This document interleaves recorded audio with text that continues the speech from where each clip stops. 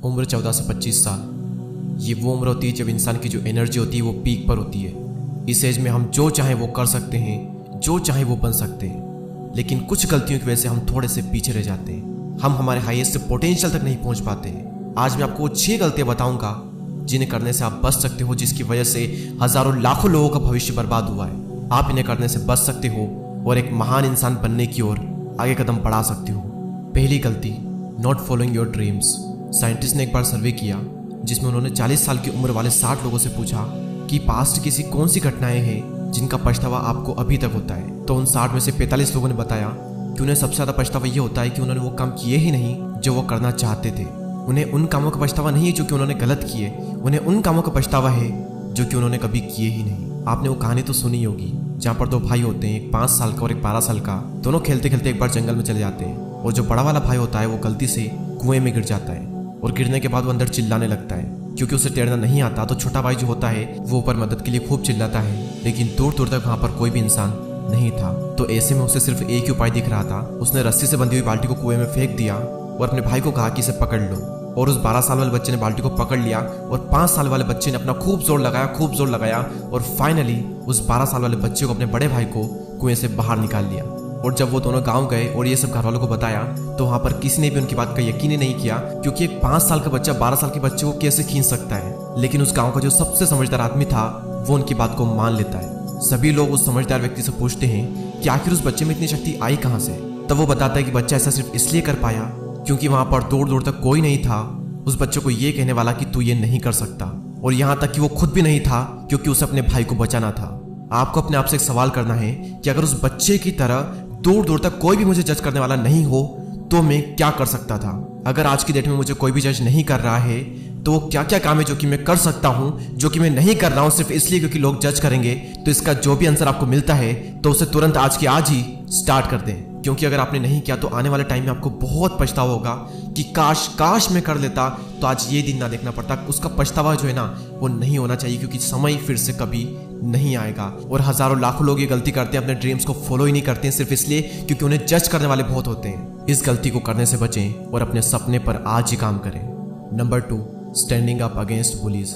School और colleges में से बहुत सारे गैंग्स होते हैं जो कि खुद को ताकतवर बताने के लिए उनसे कमजोर बच्चों को मारते हैं, उनका मजाक बनाते हैं, उनकी इंसल्ट करते हैं। और कई बार स्टूडेंट सिर्फ इन्हीं चीज़ों में फंस कर रह जाता है। स्टूडेंट लाइफ जब हम अपने करियर के बारे में बहुत कुछ सोच सकते हैं, नई नई एक्टिविटीज़ के थ्रू हम अपना टैलेंट पता कर सकते हैं, अपने टैलेंट को और ज़्यादा निखार सकते हैं। लेकिन अगर इंसान इन्हीं चीज़ों में उलझा रहेगा तो कैसे आगे बढ़ेगा। और ऐसा नहीं है कि बुलिंग सिर्फ स्कूल या कॉलेजेस में ही होती है। आपकी इंसल्ट करने वाले आपको पूरी जिंदगी भर मिलते रहेंगे। वो चाहे आपका ऑफिस हो, मोहल्ला हो, कहीं पर भी हो, आपको कहीं ना कहीं लोग मिल ही जाएंगे। लेकिन ये आपके हाथ में है कि आप इनका सामना कैसे करते हो। याद रखें, लोग सिर्फ उन्हीं को परेशान करते हैं जिनको वो खुद से ज्यादा कमजोर समझते हैं। तो अपनी इमेज सबसे अलग बनाओ, खुद को स्ट्रॉन्ग बनाओ। आप जैसी अपनी इमेज बनाओगे लोगों के सामने, लोग आपको वैसे ही ट्रीट करेंगे। तो अपनी जो इमेज है वो थोड़ी स्ट्रॉन्ग बनाओ ताकि कोई भी आपकी इंसल्ट करने से पहले 10 बार सोचे। इंसल्ट के साथ में डील कैसे की जाती है वो आपको स्वामी विवेकानंद जी से सीखना चाहिए। स्वामी जी एक बार एक कैफे में खाना खाने के लिए जाते हैं और वो उसी टेबल पर बैठ जाते हैं जहां पर उनके प्रोफेसर बैठे हुए होते हैं। और प्रोफेसर को स्वामी जी बिल्कुल भी पसंद नहीं होते हैं। तो प्रोफेसर स्वामी जी की इंसल्ट करने के लिए उनको सुअर कहते हैं और कहते हैं कि सुअर और बतख साथ में खाना नहीं खाते। और तभी स्वामी जी कहते हैं कि आप जब बोलोगे मैं उड़कर चला जाऊंगा। स्वामी जी ने यहाँ पर खुद को बतख बना दिया और उनको सुअर बना दिया बिना उनको सुअर कहे। आपको भी ऐसे ही अपनी इंसल्ट का सामना करना सीखना होगा और हो सके तो अपनी इमेज ऐसी बनाओ कि कोई आपका मजाक ही ना बनाए। और अगर थोड़ा बहुत हंसी मजाक दोस्तों में चल भी रहा है तो इट्स ओके, उसे हंसी मजाक में ही ले, ज़्यादा सीरियसली ना ले। लेकिन अगर कोई बार बार आपकी इंसल्ट कर रहा है तो फिर वहां पर कुछ करने की जरूरत है। वहां पर पीछे मत हटो बल्कि उनका सामना करो और अपनी जो इमेज है वो थोड़ी स्ट्रॉन्ग बनाओ। नंबर 3, मौके हाथ से गंवाना। यूट्यूब पर अभी आप ये वीडियो देख रहे हो और यूट्यूब खुद गूगल का प्रोडक्ट है। और फेसबुक जिसको आप सब जानते हो, जिसके इंडिया में 416 मिलियन यूजर्स है। पर कौन जानता है इस कंपनी को, ये है याहू। गूगल की तरह ये एक सर्च इंजन है। साल 1998 में गूगल ने याहू को एक ऑफर दिया था कि वो गूगल को $1 मिलियन में खरीद ले, लेकिन याहू ने उस टाइम मना कर दिया। सन 2004 में गूगल ने फिर से याहू को ऑफर दिया कि वो गूगल को $4 मिलियन में खरीद ले, लेकिन याहू ने $3 बिलियन का काउंटर ऑफर दिया और वो डील भी कैंसिल हो गई। इसके बाद साल 2006 में याहू के पास एक और अपॉर्चुनिटी आई थी कि वो फेसबुक को $1 बिलियन में खरीद ले, लेकिन याहू ने अपनी बिड कम करके $850 मिलियन कर दी और वो डील भी कैंसिल हो गई। याहू अगर इन अपॉर्चुनिटी को मिस नहीं करता तो आज वो $1 ट्रिलियन कंपनीज का ओनर होता। और इतने सारे मौके गंवाने के बाद में याहू को खुद अपनी कंपनी साल 2017 में $5 मिलियन में बेचनी पड़ी। आपने कई साल लोगों को ये कहते हुए सुना होगा कि मैं करना तो बहुत कुछ चाहता हूँ, बस कोई एक मौका मिल जाए। हम सभी की लाइफ में कई सारी अपॉर्चुनिटीज आती है, लेकिन ज़्यादातर लोगों के साथ में एक प्रॉब्लम होती है कि वो इन मौकों को पहचान ही नहीं पाते, और कई बार पहचान भी लेते हैं और हाथ से जाने देते हैं सिर्फ इसलिए वो सोचते हैं कि कुछ और करेंगे। वो अपने कंफर्ट जोन में अटक कर रह जाते हैं और कुछ नहीं कर पाते।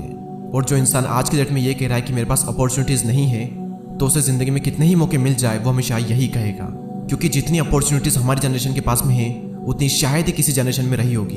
हम घर बैठे ऑनलाइन अपना बिजनेस खोल सकते हैं, अपना यूट्यूब चैनल स्टार्ट कर सकते हैं, फ्रीलांसिंग वर्क करके काफ़ी अच्छा अर्न कर सकते हैं। मैं आपको मेरा एग्जांपल देता हूँ। जब मैं 11th क्लास में था तब मुझे यूट्यूब एक बहुत ही बड़ी अपॉर्चुनिटी दिख रही थी और मैंने तुरंत इस अपॉर्चुनिटी का फायदा उठा लिया और आज रिजल्ट आप देख सकते हो।